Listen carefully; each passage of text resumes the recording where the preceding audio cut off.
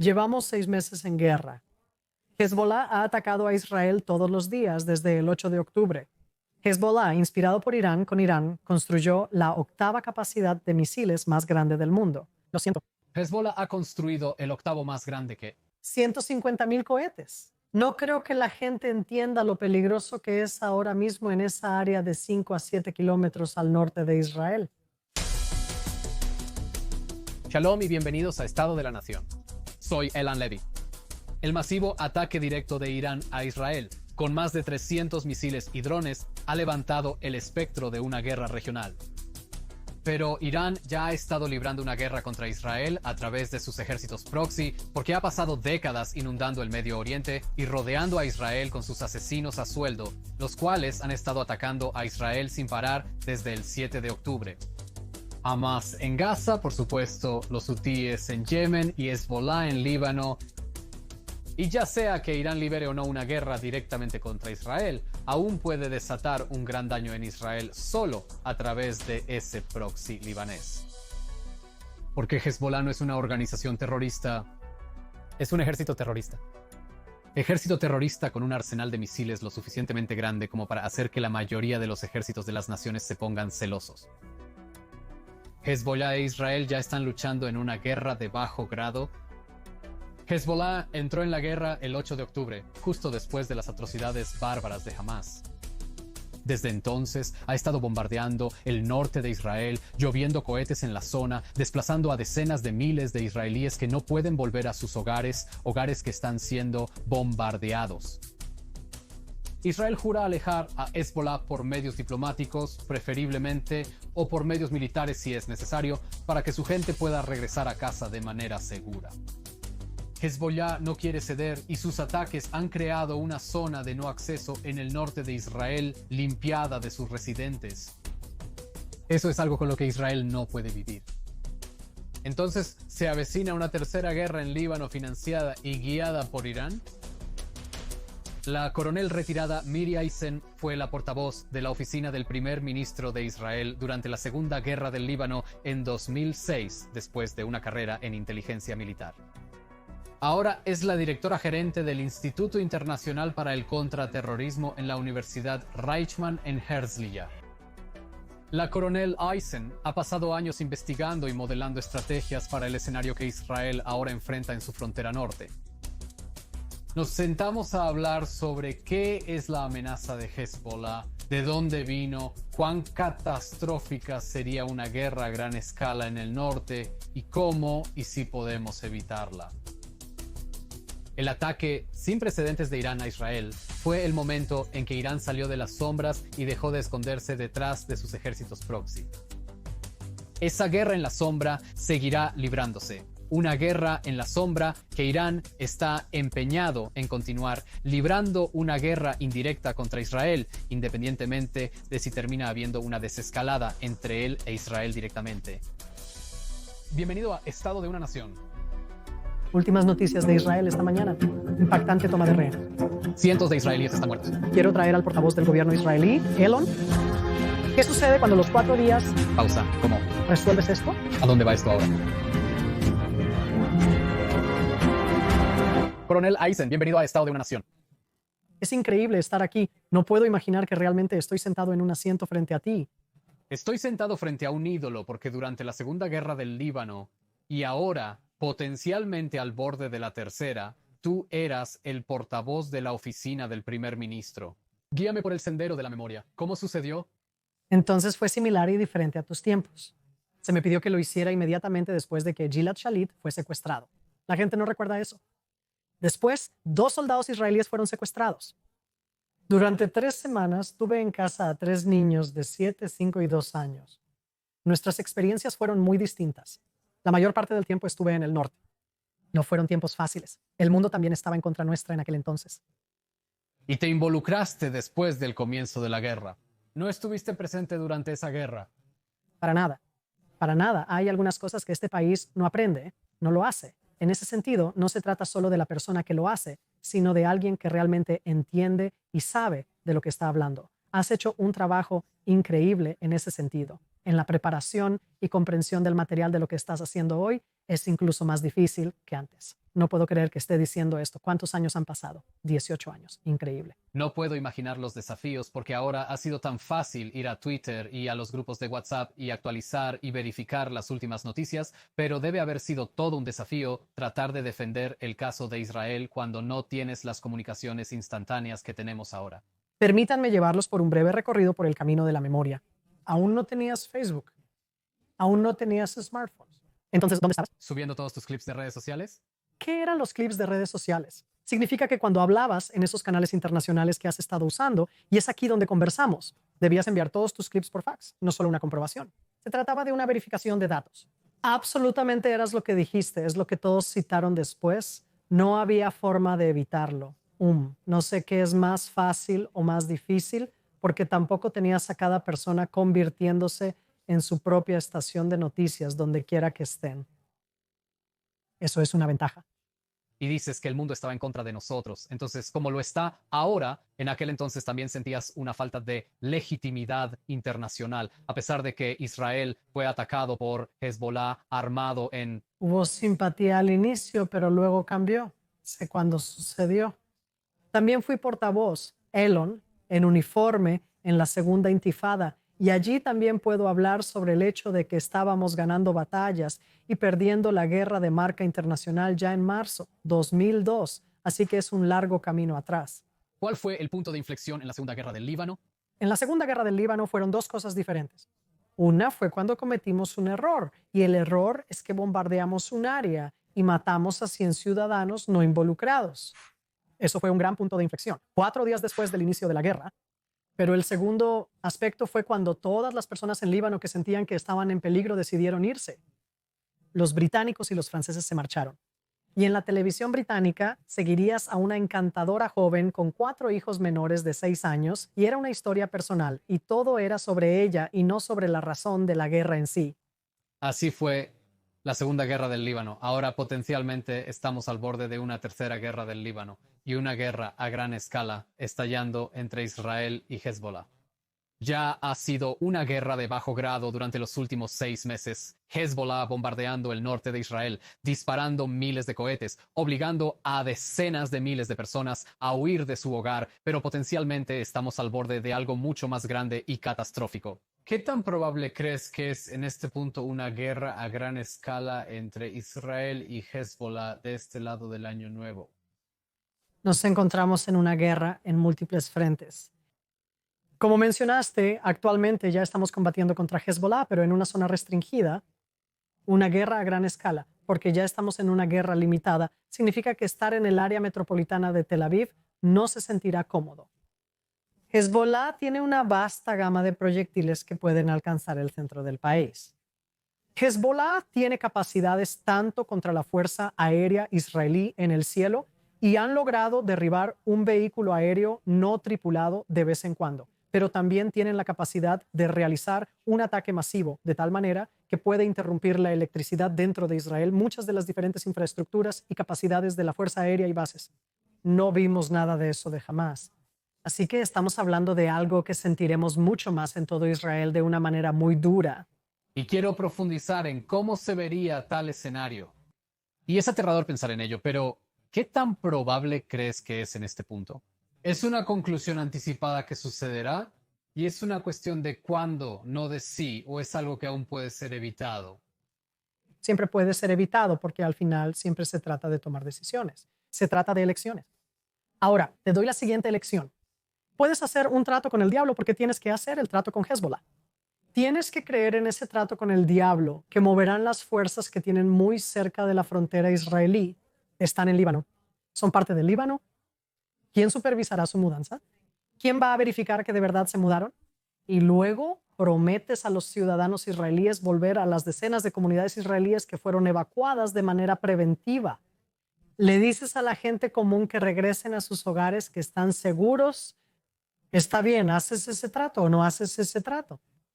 ¿No les crees?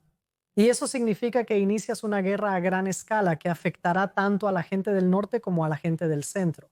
Y te doy las encantadoras, estoy siendo muy sarcástica, las duras opciones que están sobre la mesa en este momento. Así que no creo que sea inevitable, pero creo que cualquier elección es muy difícil y estamos en medio de la dirección israelí que tiene que decidir.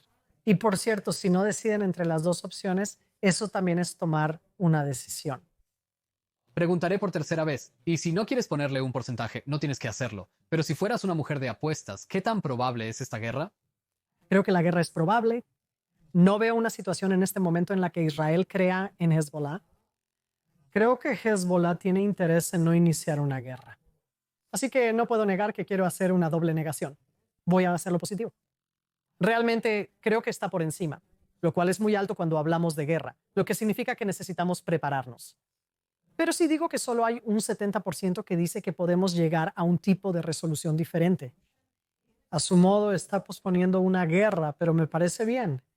Quiero tomar distancia y comprender cómo llegamos a esta situación de una guerra de baja intensidad con Hezbollah durante 6 meses, potencialmente al borde de un conflicto de mucha mayor escala. Dices que el 30% es alto. Significa que aún se puede evitar. ¿Qué te ha estado ocurriendo en la frontera norte de Israel desde el 7 de octubre? Porque gran parte de la atención internacional se ha centrado en Gaza, en la guerra en Gaza. El frente norte en Israel ha sido una distracción, un titular aquí o allá. Llévanos a través de lo que ha estado sucediendo en el norte de Israel, en la frontera con Líbano, desde que Hamás inició la masacre del 7 de octubre en el sur. El 8 de octubre, Hezbollah y Hamas declararon la guerra contra Israel, este último el 7 de octubre. Llevamos 6 meses en guerra. Hezbollah ha atacado a Israel todos los días desde el 8 de octubre. No oímos sobre ello a diario. Han utilizado una inmensa variedad de armamento contra Israel, mucho más sofisticado que lo que tiene Hamas, solo que lo han hecho en un escenario limitado. Lo que dice Hezbollah es que lo hacen para apoyar la causa palestina. Lo que han hecho de facto es crear lo que al final del día es prácticamente una zona de amortiguamiento dentro de Israel. Desde entre 5 a 7 kilómetros, depende de dónde, cerca de la frontera, toda la ciudad de Kiryat Shmona, una ciudad de 24,000 personas, fue evacuada de manera preventiva. Residen en 220 hoteles en Israel. Todos dicen, oh, hoteles. Yo estoy como quieres ser, es divertido el. Primer semana que el gobierno te aloja en un hotel. La segunda semana es mejor que la tercera cuando los hijos deben volver a la escuela. Ellos necesitan volver a la escuela, al igual que tú. Esto se trata de personas con trabajos, vidas y rutinas diarias que residen en Israel, no en un hotel. No pueden regresar ahora mismo, Elon. No creo que la gente entienda lo peligroso que es ahora mismo en esa área de 5 a 7 kilómetros al norte de Israel. Hezbollah lanza drones suicidas. Disparan misiles guiados antitanque que son muy precisos, del tipo que tienen un ojo que realmente puede ver el objetivo, y luego también muestran videos de ellos disparando eso. Disparan contra cada una de las comunidades allí y están orgullosos de lo que hacen. No es que esté diciendo a la gente que lo haga, pero yo todos los días entro en el sitio web de El Manar Hezbollah. Están muy orgullosos de lo que hacen. Presentan allí los cientos, miles de ataques que han realizado. Los muestran. Dicen que están en contra de lo que llamarán los asentamientos israelíes. Y declaran muy claramente con infografías en inglés que lo que quieren hacer es destruir Israel. No lo dicen de otra manera. No dicen que esto se trata de apoyar a los palestinos. Dicen que esto se trata de destruir Israel. Y lo han hecho desde el 8 de octubre todos los días de diversas maneras, tanto contra objetivos militares, objetivos civiles en ciudades, en pueblos, en áreas agrícolas. Podrían continuar indefinidamente y lo harán. Tienen las capacidades. Y la única palabra que no he dicho hasta ahora para dar un sentido más amplio es que todas sus capacidades provienen del único y verdadero régimen islámico de Irán. Y llegaremos a eso en un segundo, pero quiero entender qué está pasando en la frontera norte, porque para muchas personas ha parecido una distracción o un espectáculo secundario. Hezbollah declara la guerra el 8 de octubre, lanza drones suicidas, misiles antitanque a las casas de las personas, a vehículos dentro del norte de Israel, obligando a evacuar toda una zona de amortiguamiento. La gente se hospeda en hoteles y casas de huéspedes. ¿Y qué nivel de destrucción hemos visto en esos pueblos en kibutzim a lo largo del norte de Israel? ¿Y hasta qué distancia han estado disparando cohetes hacia Israel en esta guerra de bajo grado? En el disparo directo, están disparando de 5 a 7 kilómetros hacia el interior. Seamos exactos. En la ciudad de Metula, una ciudad de unas pocas miles de personas, literalmente más de 1,000 edificios han sido destruidos. 1,000 edificios han sido destruidos. Dentro tienes que ir para poder ver. Esto indica que habrá disparos en las residencias de los individuos. Al entrar a Kiryat Shmonet, una ciudad de 24,000 habitantes, se pueden ver edificios altos y bajos, casas, escuelas, etc. La propiedad ha estado deshabitada durante los últimos 6 meses. Así que cuando digo que nadie ha vivido allí, algunas de sus fábricas, cierras todo. Las fábricas funcionaban. Se han cometido asesinatos en estos sitios. Las personas han ido a los campos agrícolas. Nil, tenemos kibutzim, moshavim, manzanas, cerezas y muchas cosas diferentes. Han sido asesinados en los campos. Entonces no hablamos de una cantidad muy grande de bajas israelíes. Llegaremos a eso pronto, Israel ha respondido. No solo eso, sino que ahora nos estamos anticipando. Entonces, ¿qué hemos estado haciendo? ¿Qué ha estado haciendo Israel para repeler esta amenaza? Entonces, en primer lugar, respondemos inmediatamente a cualquier disparo hacia Israel. Si estoy sentada y me disparas sabiendo que acabas de disparar, te disparo y te mato.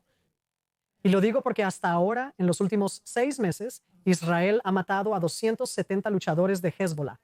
Esa es una cifra enorme, una cifra enorme. No conocemos las cifras exactas cuando se trata de Hamas y la Franja de Gaza porque lo ocultan. Hezbollah ha publicado una fotografía de cada uno de los combatientes que ha sido asesinado. Ha habido asesinatos tanto en el sur como en el norte del Líbano, una lucha que continúa. Además, Israel es preventivo. La represalia es una cosa. La represalia preventiva contra depósitos de armas donde tienes tanto la capacidad, donde están armando algunas de estas armas, donde tienen los misiles guiados, donde ensamblan tanto los proyectiles en sí mismos, los drones suicidas, como dije. Estas son las diferentes fábricas que generalmente no están cerca del sur o no están en la frontera, están más al norte y atacamos hacia el norte. Lo siento. Cuando dices drones suicidas, para las personas que piensan que eso es ciencia ficción, ¿qué es un dron suicida? Es un dron que envías con una carga útil. Creo que eso es lo que la mayoría piensa. Y discúlpame, no estoy diciendo esto contra los japoneses, los pilotos kamikaze, solo que sin un piloto. Es solo el dron físico. Cuando digo drones, algunos no son tan pequeños y lindos como me gusta decir, ¿verdad? Son los que tendrías en una fiesta de cumpleaños donde quieres tomar o lo que la gente tiene en casa tan pequeños como Eso. los que puedes comprar en Amazon, en el mercado o los de mucha mayor escala que ya están hechos, principalmente en Irán. AliExpress. O hace lo que puedes traer a él. Bueno, eso también es lo que hicieron dentro de la Franja de Gaza, pero eso es un aspecto adicional, pero aquí estamos hablando de miles e incluso decenas de miles y miles para que Hezbollah pueda enviar al mismo tiempo. Cuando hablas de la amenaza, 1,000 drones que cada uno tiene una carga útil. Somos realmente buenos en nuestra defensa. Derribaremos el 95%. ¿Acabas de hacer las matemáticas?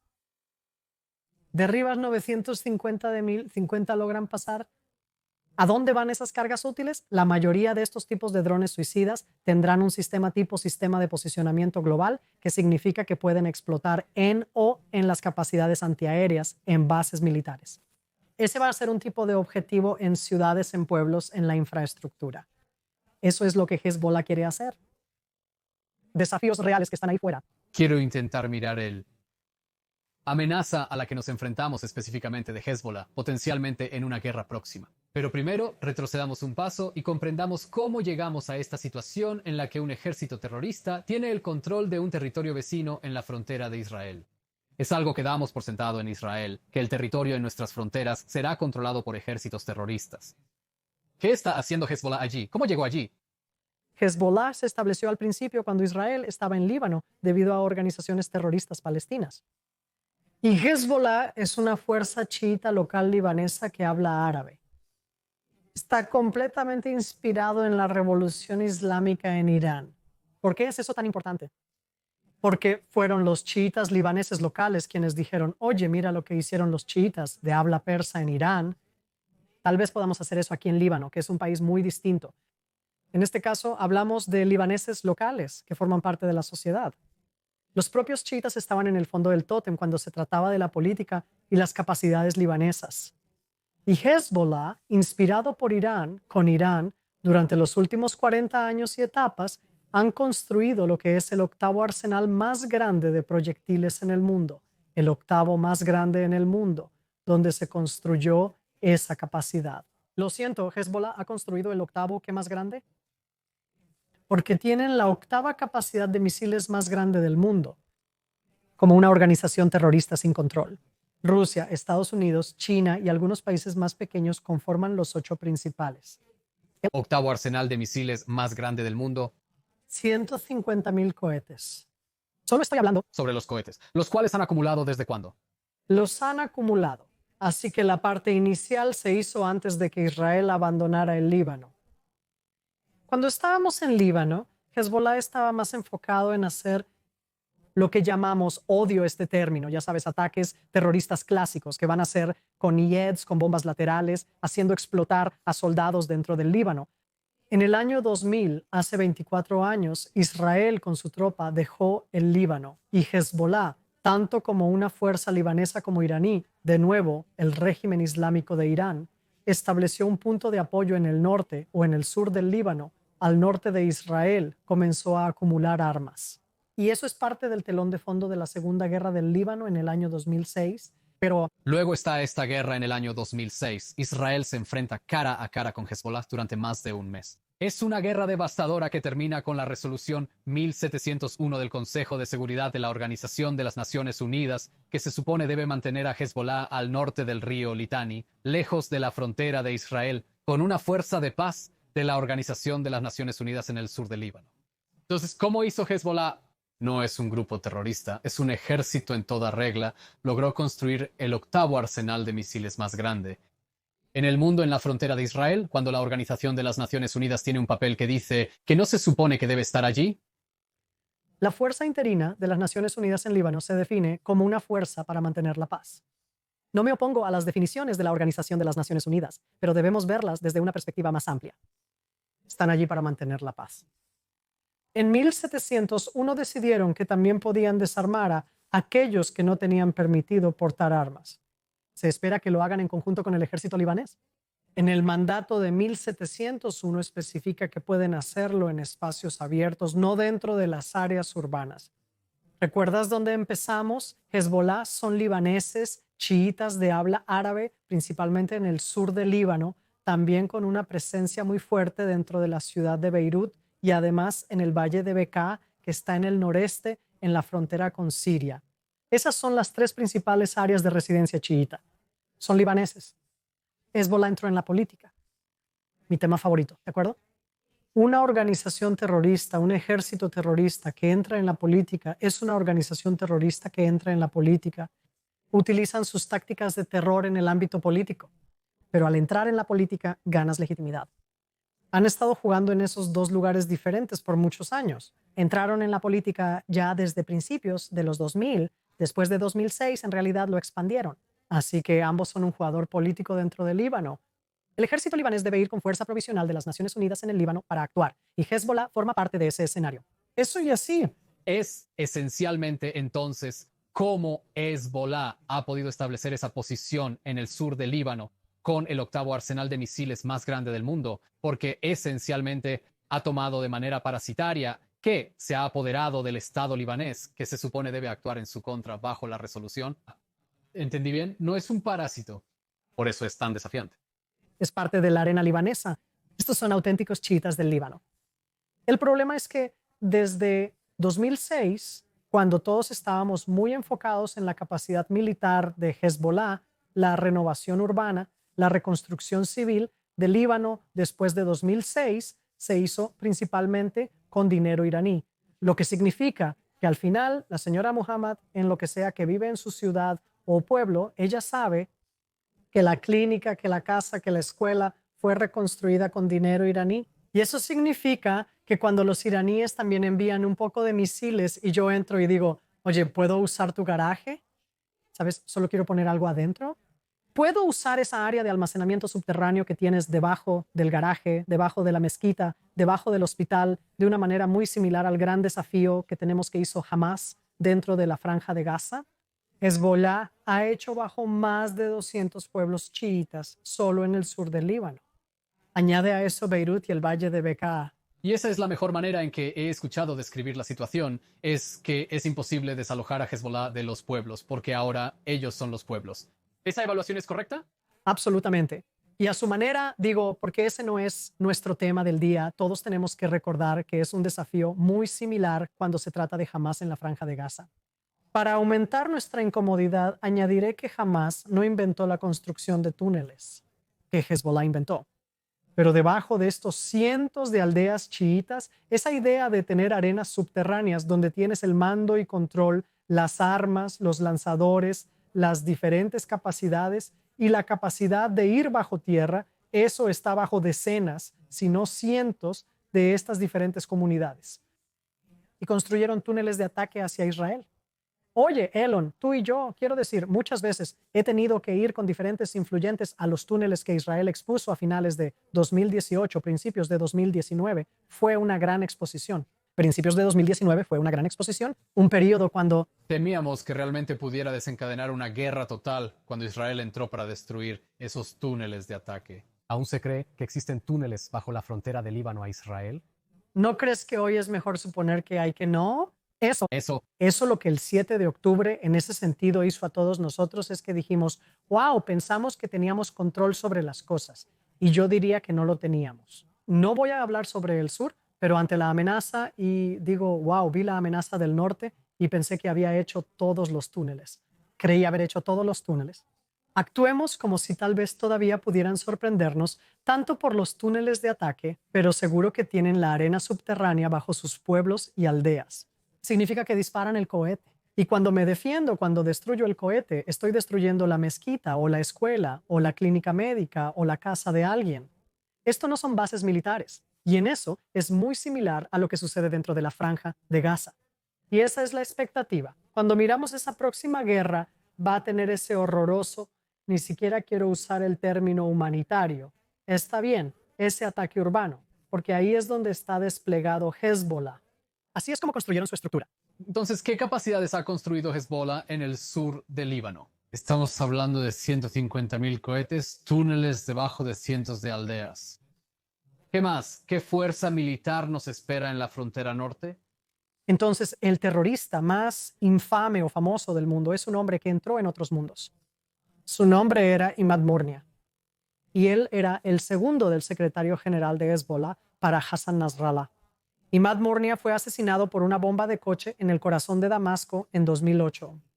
Hezbollah nos culpó por el incidente. Si fuimos responsables, bien por nosotros. Pero eso solo soy yo diciéndotelo.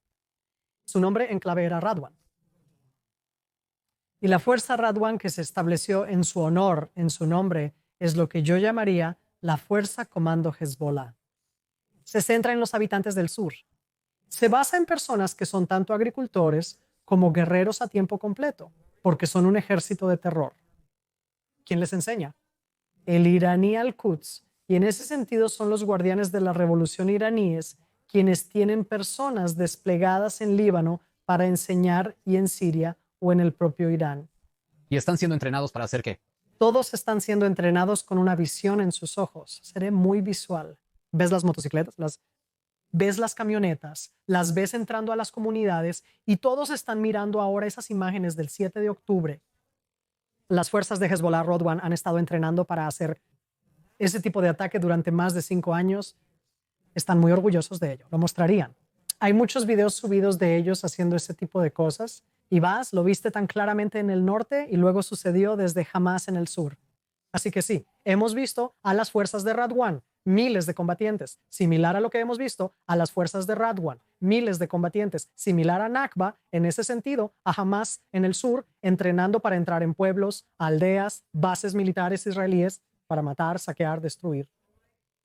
Ahora, estos días debería decir rehenes, porque ese fue uno de los elementos que creo que no entendimos tan claramente en ese momento, y también tienen mucho más poder de fuego para poder entrar tanto con WAPs sobre el suelo, debajo del suelo, y para poder hacer ese tipo de ataque terrestre. ¿De cuántos miembros estamos hablando en la organización Hezbollah? En las fuerzas de Radwan había al menos 5.000 combatientes. En las fuerzas terroristas de Hezbollah diría que decenas de miles. No conozco un número exacto mejor. Hezbollah participó de manera muy activa en la guerra siria para ayudar a Bashar Assad. Fue la primera fuerza extranjera, si puedo llamarlo así, como una fuerza libanesa que vino a ayudar a Bashar Assad a finales de 2011. Eso parece hace mucho tiempo, pero eso significa que los combatientes de Hezbollah de Líbano entraron en Siria y durante 5, 6, 7 años estuvieron en combate activo en áreas urbanas, ayudando a los diferentes sirios, nuevamente pro Bashar, decenas de miles. Admitieron en un momento que 1,000 soldados terroristas fueron asesinados en Siria. 1,000. Diría que tienen al menos 30,000 combatientes que están entrenados. Y de nuevo, está basado en la población. No ha habido uno desde 1932. Un tema muy sensible allí con el de 900. 32, un tema delicado con las distintas denominaciones. Pero asumiendo que literalmente casi la mitad de la población es chiita, el potencial allí en ese sentido es que los chiitas allí son ciertamente 3, si no 4 millones de personas. Y al igual que tienes 2.3 millones de personas en la franja de Gaza, ¿cuántos de ellos, de los jóvenes, se unieron a Hamas? Hago esos números en el norte y gano entre 30 y 40,000. Y en términos de los cohetes, ¿de qué peso estamos hablando de estos cohetes? ¿Hasta dónde pueden llegar? ¿Qué tan guiados por precisión son? Entonces es una combinación de todo lo anterior. Significa que esos fueron las estadísticas mismas. Tienen decenas de miles de corto alcance, lo que llamamos estadística. Con corto alcance no me refiero a 10 kilómetros, me refiero a distancias cortas de 30 a 50 kilómetros. 30 a 50 kilómetros es un corto alcance, suficiente para llegar a Haifa. Sí, esos autobuses te llevan a Haifa y Tiberias. Cuando entramos en el rango medio y largo, estamos hablando de decenas de miles. Estas son cosas que se han desplegado. Todo lo anterior es lo que yo llamo estadística. Lo que han sido estadísticas, lo que significa que no están con un sistema de guía que los llevará literalmente a 30 o 40 metros de donde quieren dispararlo. Lo disparan y dicen, lo estoy disparando a la planta eléctrica y está, ya sabes, en el pueblo de al lado. Y eso era lo que estaban disparando. Hoy en día ya estamos hablando de la mejora, que es poner en la ojiva de estos diferentes sistemas. Tanto los que pueden ir de 4 a 500 kilómetros, 4 a 500 kilómetros. Eso es el doble de la longitud de Israel. Eso es el doble de la longitud de Israel, pero lo que significa es que pueden dispararlo desde el norte del Líbano hasta el sur de Israel. ¿Sirenas? Pueden tocar en Eilat sin que ellos lo sepan. Yes. Hezbollah o los Houthi. Absolutamente. Eso es donde estamos hoy en día. En una nota personal, el 7 de octubre a las 6:29 a.m., la sirena suena. Mi esposo y yo éramos coroneles retirados. Pensamos que era Hezbollah. Desconoces el origen de los cohetes. Necesitamos diferentes. Sirenas que indiquen si es del norte o del sur. El este o el oeste. Estábamos esperando el ataque desde el norte. Así que estamos hablando de misiles guiados con precisión. ¿Qué tan pesadas son estas ojivas? Así que las ojivas son mucho más pesadas de lo que hemos visto de Hamas. Digo, mucho más pesadas. Hablamos de media a 1 tonelada. Estas son cosas que no hemos visto. ¿Y los misiles que vienen de Gaza han sido con qué cargas? 50 kilos, 100 kilos. Así que estamos hablando 10 veces, 200 kilos, 10 veces, 10, 20. veces. Todo es 10, 20 veces. Por eso el impacto va a ser mucho mayor, lo que significa que pueden disparar no solo 5,000 cohetes en un día. Pueden hacer eso, solo haz las cuentas. ¿De acuerdo? Durante 20 días, 5,000 cohetes al día. ¿Cuántos interceptores tenemos? No discutimos cifras exactas. Ofrecen una variedad de rangos. Tenemos interceptores para varios rangos. También tienen muchos misiles superficie-aire que son contra nuestros UAV, nuestros vehículos aéreos no tripulados y nuestros pilotos tripulados. No quiero adelantarme, siempre toco madera, ¿de acuerdo? Somos muy buenos, entendemos que tenemos tácticas evasivas, pero al final, lo digo duramente, se trata de estadísticas, ¿de acuerdo?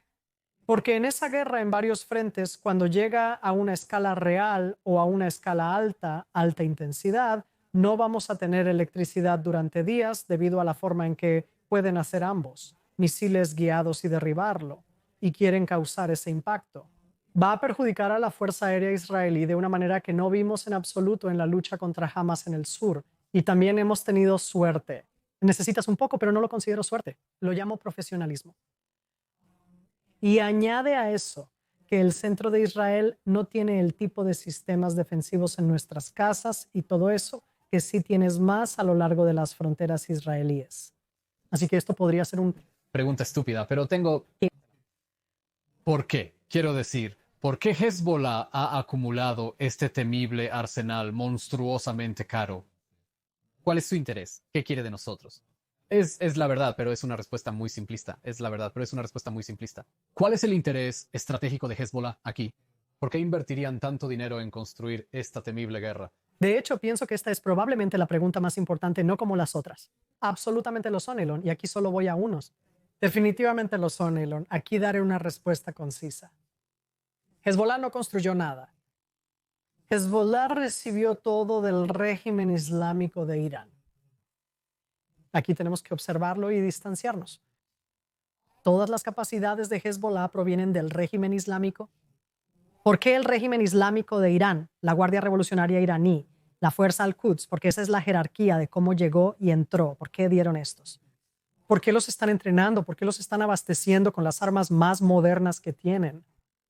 Para Irán, Hezbollah en nuestra frontera es tanto el que nos provoca, el que da una respuesta, pero esencialmente Hezbollah es la disuasión de Irán contra Israel para atacar a los iraníes en Irán.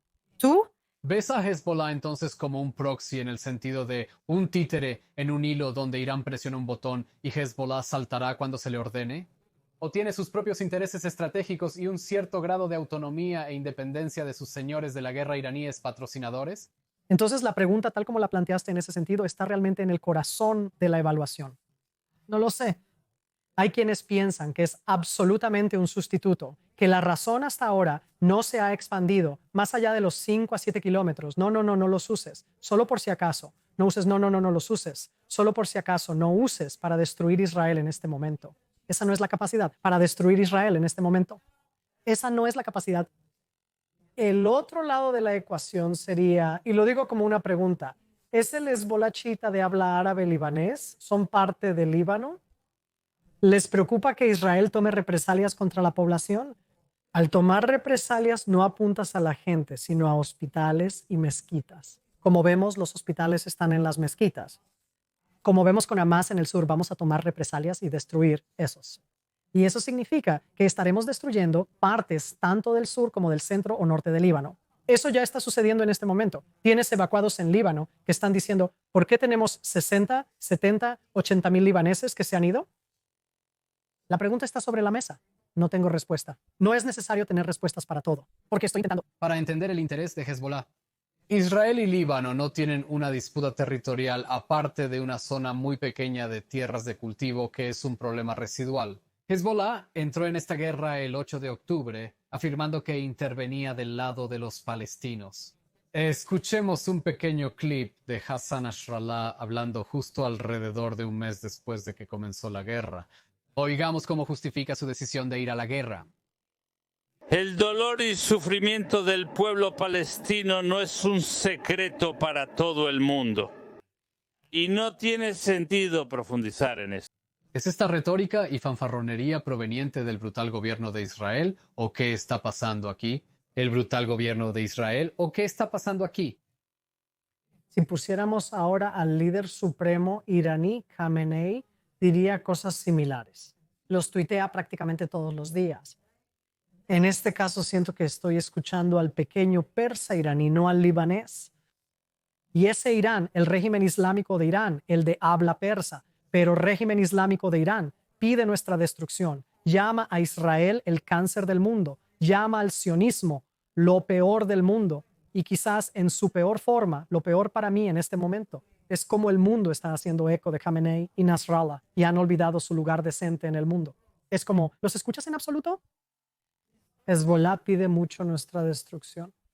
Y creo que en ese sentido está haciendo eco de la revolución islámica de Irán mucho más que el país llamado Líbano. Lo siento, cuando dices que piden la destrucción de Israel, ¿quieres decir que las declaraciones de Hezbollah no son sobre la liberación de las granjas de Sheba, la pequeña disputa de tierras que hay en el norte, o sobre defender a los valientes pequeños gazatíes en Gaza contra Israel? Se trata de la destrucción del Estado de Israel. Tan simple como eso. No es tan simple. Entra a su sitio web o no, el Manar. Después puede ser seguido por todo tipo de diferentes inteligencias. El Manar. De acuerdo. Me quedaré lejos de Hezbollah. Entro frecuentemente. Es el Manar. Es su sitio web oficial y lo tienen allí como un infográfico. Elon. Y dice, el objetivo es la destrucción de la entidad sionista. Eso seríamos nosotros. Lo indica muy claramente. Así que echemos un vistazo entonces a lo que sucederá si estalla una guerra total, o más bien no estalla, si la guerra de baja intensidad que está ocurriendo ahora que ha visto a tantas personas desplazadas internamente en el lado de Israel se convierte en una guerra a gran escala. ¿Qué tipo de escenario estamos considerando? Estamos viendo miles de cohetes y UAVs y drones suicidas al día prácticamente durante una semana, o eso es. ¿No? Que estamos aquí sentados como patos. Es decir, no es que estemos aquí sentados como patos, es decir, nosotros, mientras tanto en Israel, estamos defendiendo, interceptando esos entrantes. Eso incluye una amplia variedad de proyectiles. ¿Cómo? ¿Cuántos crees que serán interceptados? ¿Cuántos crees que van a pasar? Del 90 al 95% serán interceptados. Pero, ¿cuántos esperas que ellos? ¿Disparen al día? Creo que dispararán a tal grado que de 50 a 100 al día pasarán. Esos son 1000 cohetes a Israel al día. Creo que son 1000 cohetes disparados a Israel al día. Al día, creo que van a disparar más en la primera semana o dos. Después de eso, disminuirá. Al igual que Hamas, lo usarán para asegurarse de tenerlo hasta el final. Tienen que demostrar que pueden seguir disparando. Y el patrón será un fuego indiscriminado contra las ciudades israelíes, intentando apuntar específicamente a la infraestructura crítica. ¿Cuál pensamos que es la estrategia de Hezbollah? Quieren atacar la infraestructura crítica porque quieren demostrar que están haciendo guerra. Y atacarán a todo Israel porque ellos no hacen guerra. Son una organización terrorista que afirma estar luchando contra el ejército. Intentarán atacar al ejército porque entienden que el ejército los amenaza mucho. También lo entendemos. Aquí entra en juego la defensa. Y lo planteo como una pregunta para todos nosotros en este momento. Pensamos en Iron Dome como una idea. Está bien, porque tenemos muchos tipos diferentes allí. ¿Dónde debería estar Iron Dome? ¿Debería estar defendiéndonos a nosotros como ciudadanos o a las bases militares? Solo piensa en el dilema moral que hay, porque sin defender las bases militares, no tendremos al ejército para protegernos. Pero si está defendiendo las bases militares, no va a estar defendiendo a todos los ciudadanos de Israel. No tenemos ese tipo de escudo hermético. ¿Y qué hay de esta tecnología de haz de hierro que se ha probado usando un láser a una fracción del costo de los interceptores de la cúpula de hierro para derribar cohetes del cielo? ¿Podría estar en su lugar a tiempo para una guerra con Hezbollah? No lo creo. No se va a suceder ahora. Dicho esto, siempre me pregunto en qué etapa se usa algo, lo que significa que ya han mostrado una idea operacional, lo que significa que es algo que se desplegará. Pero no puedo asegurar si eso ocurrirá este año, el siguiente o en una década. Es una pregunta. Pongamos esto sobre la mesa. Tercera guerra del Líbano. Qué catastrófico. ¿Qué tan catastrófico sería esto? ¿Cuántas bajas deberíamos esperar ver? ¿Cuántos edificios icónicos podemos esperar que sean destruidos por misiles iraníes en... El instituto del que ahora tengo el honor de ser el director hicieron un tipo de escenario como este en los últimos 3 años y los números a los que llegamos no harán feliz a nadie. Estamos hablando de wow, todos van a estar incómodos ahora mismo, ¿ok? De 200 a 500 bajas al día durante la primera semana. De 200 a 500 bajas diarias en la primera semana. Después de eso, lo sé. Nadie quiere hablar de eso porque estamos hablando, si digo que si 50 a 100 pasan, no puedo evaluar que eso específicamente tendrá la carga pesada, que es mucho, eso específicamente tendrá la carga pesada, que es mucho, nuevamente, se trata tanto de destrucción como de muerte. Y ese es uno de los aspectos de cuán preparados estamos. Creo que muchos sistemas en Israel están mucho más preparados ahora que hace 6 meses. El sistema de salud seguro, pero no solo el sistema de salud. Una de las cosas buenas que ha sucedido en Israel durante estos 6 meses de guerra contra Hamas en la Franja de Gaza ha sido la preparación de las autoridades locales que entienden que probablemente no habrá electricidad. Cuando no tienes electricidad, eso significa que no tienes agua bombeada. No es solo el refrigerador per se, ¿de acuerdo? No es solo tu teléfono, No es solo no... Wi-Fi, ¿de acuerdo? Eso es... También parte de ello, porque significa que no sabes lo que está pasando. Aún no estamos en esa etapa, pero eso es parte de esas preparaciones diarias. Y como les digo, estén preparados a un nivel básico. Una de las cosas que sucederá es que creo que la electricidad, y aquí ya estamos hablando de que las autoridades eléctricas en Israel tienen muchas alternativas. Así que atacarán uno. Ten en cuenta el hecho de que eso va a ser parte de lo que sucede y no estamos acostumbrados a eso aquí. No ha sucedido aquí. Hay todo un aspecto que tiene que ver con la guerra cibernética que los iraníes podrían traer. Para mí, cualquier ataque a gran escala contra Hezbollah significa que los iraníes están involucrados. Ese régimen islámico, las capacidades cibernéticas están más en Irán que en Líbano, pero también pueden tener un impacto aquí. Y eso también lo vamos a ver, eso diría yo. Es una semana muy incómoda con la cantidad de bajas. No estamos paralizados a pesar de eso. Solo es que habrá muchas más bajas y destrucción de las que hemos visto nunca. Pero en Mindanao, ¿Edificios que están fortificados? ¿Qué tan efectivos son los cohetes caseros de las personas en edificios que están fortificados? ¿Qué tan efectivos van a ser los refugios de cohetes caseros de las personas, los Miklatim, los refugios de cohetes en la planta baja o el sótano? Quiero decir, si alguien está en Tel Aviv y entra al refugio de cohetes que está al nivel del estacionamiento, ¿estarán seguros? mucho más seguro que si estuvieran afuera. Te vuelves un poco laissez-faire en este tipo de cosas, donde es como si te golpea directamente, te golpea directamente. Pero si no te golpea directamente, si estás dentro de cualquier tipo de refugio, estás en una situación 100% mejor que de otra manera. Eso no significa que no te vayas a lastimar, pero sí significa que estás salvando vidas de una manera completa. Y creo que también vimos eso en los primeros meses aquí, donde la gente actuó de manera responsable y hubo muy pocos, ni siquiera muertos, heridos, porque la gente fue responsable y deberían seguir siéndolo. Y entonces tomando ¿Responsabilidad personal? Por supuesto, no queremos alentar a nadie ni al público a entrar en pánico, pero ¿qué medidas sensatas deberían tomar los hogares en Israel, dada la posibilidad de que estalle una guerra de este tipo? no es diferente de lo que se dijo aquí al comienzo del principal ataque de Hamas contra Israel. Tengan agua a mano por si al inicio no hay suministro. Como dije, la electricidad definitivamente se irá. Bromeo al respecto. Creo que en la actualidad lo único que deberíamos comprar es una radio con baterías. Porque el mayor desafío para todos nosotros es que todos vivimos en la era de la información y podrás seguir escuchando si tienes una radio con batería. No sé cuánto tiempo va a durar tu teléfono y de nuevo cuánto va a durar ese tipo de ola. Y de nuevo, cómo ese tipo de ola ha estado trabajando en la radio local, las olas que no desaparecen, y eso será el contacto al principio. Varios sistemas podrían dejar de funcionar temporalmente durante 1 o 2 días. Tener agua y un Hezbollah lanzándose por encima de un 1000 cohetes a Israel al día. Un Hezbollah lanzando más de 1000 cohetes a Israel al día. Muchos guiados con precisión, muchos con una carga pesada, 200, 500 bajas al día. ¿Qué respuesta podemos esperar de Israel? ¿Cuál será la estrategia de Israel para intentar eliminar esta amenaza inmediata de eventos masivos de bajas en curso? ¿Qué intentará hacer Israel en una guerra así? Israel está atacando, incluso en las primeras etapas, los mismos sitios donde hay grandes concentraciones de civiles, acopios de armas con muchos cohetes diferentes. Vas a intentar encontrar lo que yo llamo los que sabes que tienen cargas pesadas, porque no es el mismo tipo de lanzador. Eso tiene que ver con años de recolección de inteligencia muy específica, donde estás tratando de asegurarte de eliminar a los que realmente amenazan todas las cosas de las que estoy hablando. Entonces, ¿eliminando lanzacohetes? Son lanzacohetes, son los UAVs, son las capacidades. Podemos hacer mucha de la defensa que hemos visto recientemente, donde intentas distorsionar lo que viene de varias maneras para que no sean exactos como piensan que serán. Y todo es efectivo hasta cierto punto. En términos militares, y es la peor parte que a la gente le molesta cuando digo, nunca existe tal cosa como el 100%. Inevitablemente algo pasará. No querrás estar presente cuando suceda. Al final del día, el mejor escenario que podríamos esperar como resultado de una guerra tan catastrófica y a un costo horrendo es empujar a Hezbollah al norte del río Litani y sacarlo del sur del Líbano. Y por lo tanto, Israel ha intentado resolver esto por medios diplomáticos.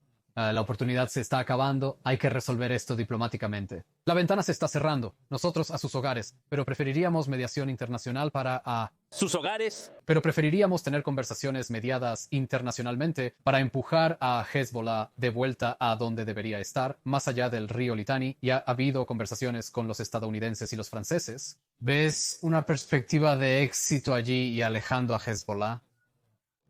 ¿Existe suficiente presión dentro del Líbano de personas que comprenden la destrucción que Hezbollah podría causarles? ¿Tienen los estadounidenses y los franceses influencia o simplemente están pasando por los movimientos para decir agotamos la opción diplomática?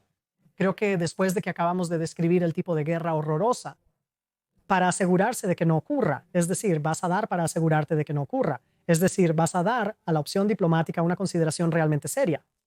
Estas no son buenas opciones. La guerra no es una buena opción. No tener una guerra. No, pero si Hezbollah sabe que la guerra también va a ser destructiva para él, seguramente querrá retroceder para no tener que ser alejado a un costo enorme. Y en esa etapa, alejado a un costo enorme. Y en esa etapa, si retroceden, ¿por cuánto tiempo será eso? ¿Aún conservan todas las habilidades recién mencionadas? ¿Simplemente no lo están utilizando? Aún así me sentiré algo incómoda por decir eso. Esas son las opciones sobre la mesa. Los ejércitos del terror que han crecido aquí durante los últimos 10, 15 años, Hezbollah de la A a la Z, abrumadoramente suministrados, entrenados y pensados por el régimen islámico iraní, pero jamás a su manera más pequeña, porque no es tan amenazante. Y sin embargo, mira lo que está haciendo en este momento. Este tipo de situación en la que llegas a una resolución diplomática porque no quieres tener esa guerra total en ninguno de los lados. Y sin embargo, la amenaza permanece allí. Y por lo tanto, la horrible pregunta, ya que Israel ha estado diciendo todos los días que Hezbollah permanece en nuestra frontera norte como una amenaza de un 7 de octubre mucho mayor. Si se toman rehenes, están en Irán por la tarde. Entendemos cuál es la amenaza allí. Suena terrible, pero hablamos de geopolítica. ¿Tiene Israel interés en terminar con esto y decir, mira, una guerra con Hezbollah es inevitable? Llegará tarde o temprano. Así que aprovechemos la ventana de oportunidad mientras el ejército ha sido convocado y la gente ha sido evacuada de todos modos, en lugar de encontrarnos en la misma situación en 2 años, porque todavía tienes un ejército terrorista proxy iraní con el 8º arsenal de misiles más grande del mundo, a kilómetros de distancia de las casas de las personas. En resumen, hay 2 cosas a considerar. ¿Quieres prevenir? Y luego sabes que estás comenzándolo. Porque Preemptas y la guerra se convierte en una certeza del 100%. absolutamente. Y en la premoción no significa que estés destruyendo todo. ¿De acuerdo? Estás eligiendo tu tiempo, tu lugar, y crees que tienes buena inteligencia y sabes lo que estás haciendo, pero sabes de antemano que ellos también están tratando de defenderse. Y la pregunta en este caso realmente es, ¿cómo nos sentimos como Israel? No solo con una guerra en varios frentes, sino una que va a ser muy destructiva, va a tener muchas bajas, y estás abriendo el frente a gran escala con Irán. Y aquí voy a traer a la sala el elefante del que nadie quiere hablar ahora, que es, ¿haces todo eso cuando Israel está literalmente en su punto más aislado?